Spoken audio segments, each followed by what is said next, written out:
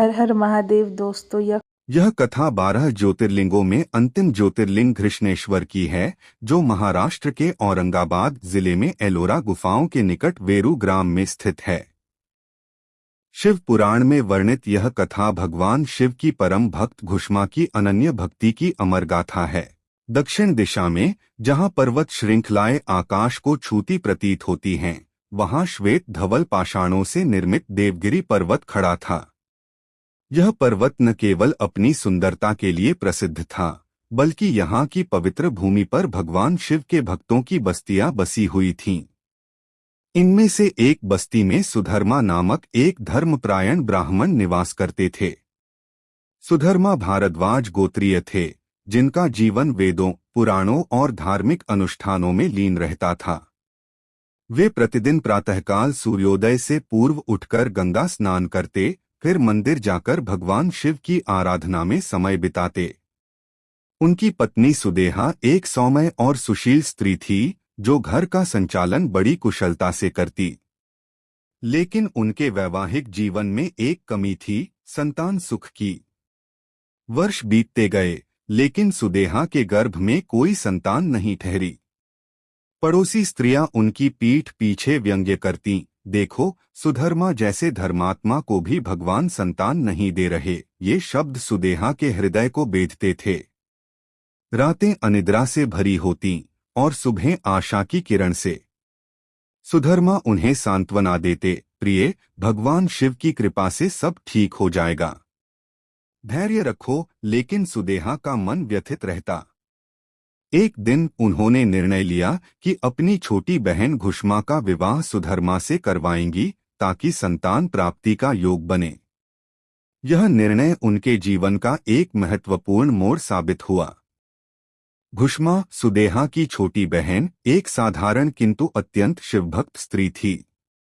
उनका जन्म एक धार्मिक ब्राह्मण परिवार में हुआ था, जहां बचपन से ही वे शिव पुराण की कथाएं सुनती।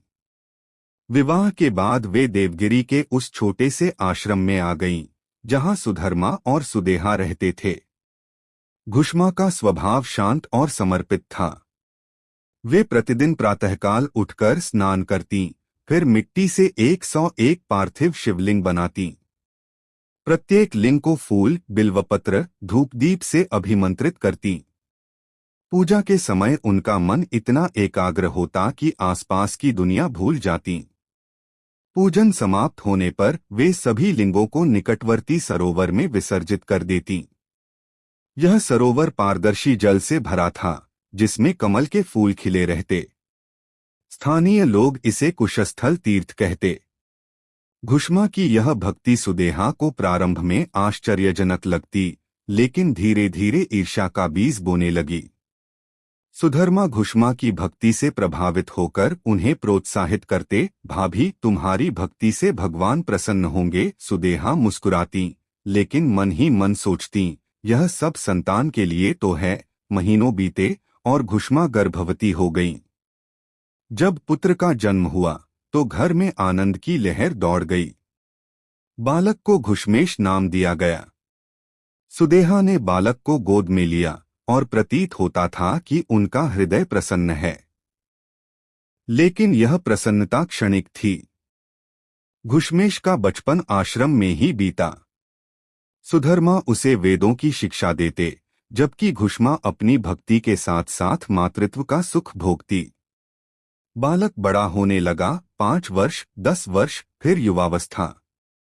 वह एक सुंदर, बुद्धिमान युवक बन गया।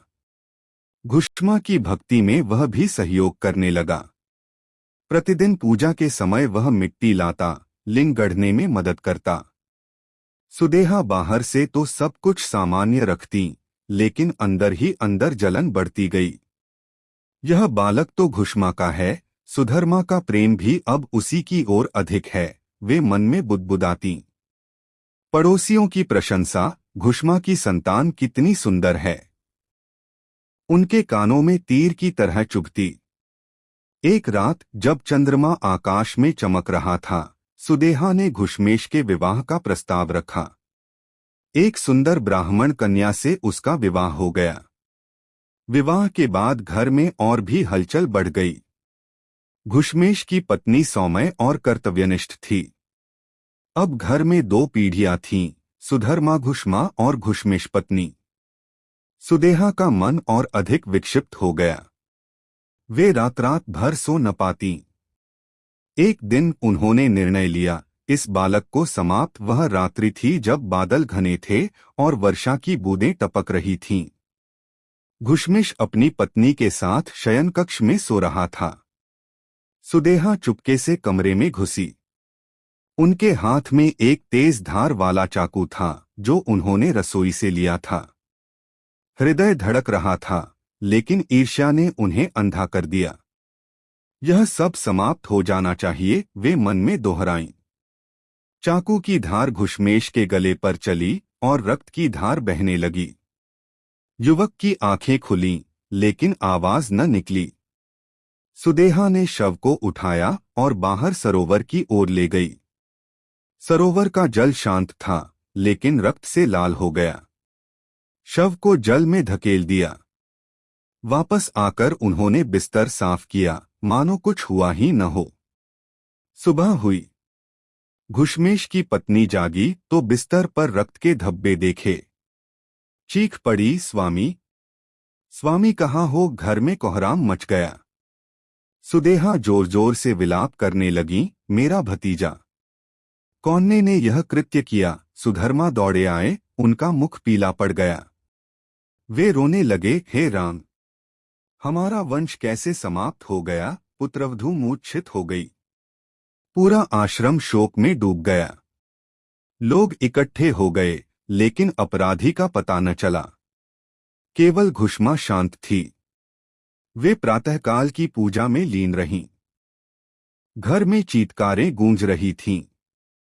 सुदेहा की आंखें लाल थीं। वे घुश्मा को दोषी ठहराने लगीं, तुम्हारी भक्ति ने यह विपत्ति लाई। सुधर्मा सिर पकड़कर बैठे थे। भगवान, क्यों यह लीला? पुत्रवधू की सिसकियां रुकने का नाम न ले रही थीं। लेकिन घुश्मा, वे निर्विकार भाव से मिट्टी से शिवलिंग बना रही थी। घुश्मेश ने सबको बताया, माँ, मैं सो रहा था जब एक काली छाया आई। चाकू चला, लेकिन दर्द न लगा। फिर अंधकार में एक ज्योति प्रकट हुई जो मुझे ले गई। वहां भगवान शिव विराजमान थे। उन्होंने कहा, तेरी माता की भक्ति से तू बचेगा। जा, जीवित होकर लौट। मैं सरोवर में जागा। परिवार आनंदित हो गया। लेकिन तभी आकाश से एक दिव्य वाणी गूंजी, हे घुश्मा, तेरी भक्ति अटल है। तेरी सौत सुदेहा दुष्टा है। उसने ईर्ष्यावश तेरे पुत्र की हत्या की।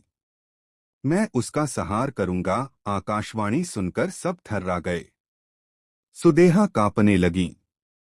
नहीं, यह झूठ है। लेकिन घुश्मेश ने कहा, मैंने छाया में सांस को पहचाना था। सुधर्मा क्रोधित हो गए, हे दुष्टे, तूने ऐसा पाप किया। सुदेहा घुटनों पर गिर पड़ी, मुझे क्षमा दो।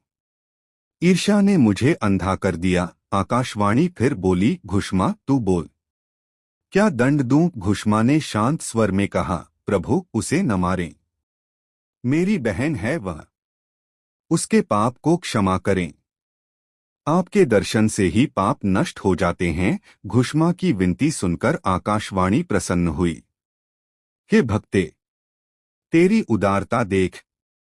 तूने क्षमा का मार्ग चुना, जो भगवान का स्वरूप है। तभी सरोवर के मध्य से एक दिव्य ज्योति प्रकट हुई। वह ज्योति धीरे धीरे रूप धारण करने लगी। नीले कंठ वाला, जटाधारी, त्रिशूलधारी महादेव स्वयं प्रकट हो गए। उनका तेज असह्य था, लेकिन भक्तों के लिए अनघट। सब दंडवत हो गए। शिव ने कहा, घुश्मा, तेरी भक्ति से मैं प्रसन्न हूं। तू प्रतिदिन 101 लिंग बनाकर विसर्जित करती है यहां से। अब मैं स्वयं यहाँ विराजमान होऊंगा। घुश्मा ने स्तुति की, हे नाथ, आपकी लीला अनोखी है। मेरे पुत्र को जीवन दान, मेरी बहन को क्षमा, सब आपकी कृपा। शिव मुस्कुराए, तूने सौतिया डाह को क्षमा किया, जो दुर्लभ है। वरदान स्वीकार कर घुश्मा बोली, प्रभु, केवल आपका आशीर्वाद। शिव ने सुदेहा को देखा। सुदेहा के पाप भस्म हो गए। वे रो पड़ी, महादेव मुझे शरण दो। शिव ने कहा, तू भी भक्ति कर, घुष्मा की भांति। शिव ने सरोवर के तट पर स्वयंभू ज्योतिर्लिंग प्रकट किया। वह लिंग अग्नि की ज्योति से प्रज्वलित था, जो कभी न बुझे। यह घृष्णेश्वर ज्योतिर्लिंग कहलाएगा, तेरे नाम पर घुष्मा। शिव बोले। सरोवर को कुशस्थल कहा गया, जहां लिंग विसर्जित होते। घुष्मेश ने कहा, प्रभु यह चमत्कार हमेशा याद रहेगा। शिव ने वरदान दिया, जो भक्त यहाँ दर्शन करेगा उसे संतान सुख मोक्ष प्राप्ति होगी, ईर्ष्या मुक्त जीवन मिलेगा। सुदेहा ने प्रायश्चित स्वरूप घुष्मा की सेवा करने का संकल्प लिया। सुधर्मा ने मंदिर का निर्माण प्रारंभ किया। स्थानीय राजा ने सुनकर दान दिया। धीरे धीरे यह स्थान तीर्थ बन गया। ज्योतिर्लिंग की ज्योति रात्रि में भी प्रज्वलित रहती, भक्तों को आकर्षित करती। यह कथा भक्ति, क्षमा और ईर्ष्या के विनाश का संदेश देती है। घुष्मा की भक्ति अटल रही, जो शोक में भी न डगमगाई। सुदेहा की कहानी सिखाती है कि ईर्ष्या विष है, जो स्वयं को भस्म कर देती है। आज घृष्णेश्वर मंदिर लाखों भक्तों का केंद्र है। महाशिवरात्रि पर मेले लगते हैं। एलोरा गुफाओं के निकट होने से पर्यटक भी आते हैं। मंदिर में शयन आरती का विशेष महत्व है। भक्त संतान प्राप्ति के लिए पूजा करते। यह 12 ज्योतिर्लिंगों में अंतिम है, जो शिव की सर्वव्यापकता दर्शाता। कमेंट कर जरूर बताएं। घृष्णेश्वर की और हमारे कथा चैनल को समाप्त होती लाइक है। करें और सब्सक्राइब करें। Thank you.